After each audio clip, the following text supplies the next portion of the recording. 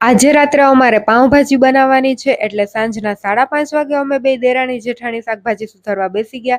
બધું શાકભાજી સુધારીને કુકરમાં મીઠું ને પાણી નાખીને બાફવા મૂકી દીધું.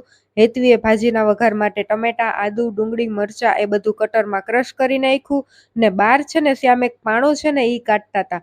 મોટી ગાડીને એને કામાક્ષીની નાની ગાડીમાં પણ ચડવા ઉતરવામાં નડે. ત્યાં સંજયભાઈ આવ્યા એટલે શ્યામને મેળ ઉતરી ગયો. સંજયભાઈને પણ શ્યામે કામે લગાડી દીધા. વારાફરતી વારા બેય ઘા માર્યા તો પાણો નીકળી ગયો. કેટલો મોટો પાણો છે. પછી પાછો એ ખાડો પૂરી દીધો. હવે લેવલ થઈ ગયું.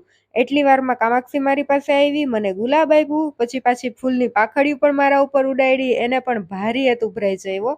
આ કડાઈમાં ભાજી વઘારવાની છે પણ એના હેન્ડલમાંથી એક બોલ નીકળી ગયો હતો એટલે હું એને ફિટ કરવા બેસી ગઈ ને બીજા બધાય બહાર પણ થોડીક વાર બહાર બેઠી હતી. ત્યાં બધું શાકભાજી બફાઈ ગયું. હવે ભાજી વઘારવાની છે એટલે કડાઈમાં તેલ મૂકીને ડુંગળી, મરચાં, આદુ હેતવીએ ક્રશ કરેલ હતા એ નાખ્યા, પછી ટમેટા નાખ્યા, બધું થોડીક વાર ચડવા દીધું. પછી બાફેલું બધું શાકભાજી નાખી દીધું. મેસરની મદદથી બધું શાકભાજી છૂંદો કરી નાખ્યું. મસ્ત મિક્સ થઈ ગયું છે બધું. થોડીક વાર ભાજી ઉકળવા દીધી. પછી એમાં પાઉંભાજી મસાલો નાખ્યો. ઘરનો મસાલો પણ થોડો થોડો નાખ્યો છે. થોડી જ વારમાં ભાજી બનીને તૈયાર છે. પછી હેતવીએ પાઉં શેકી નાખ્યા.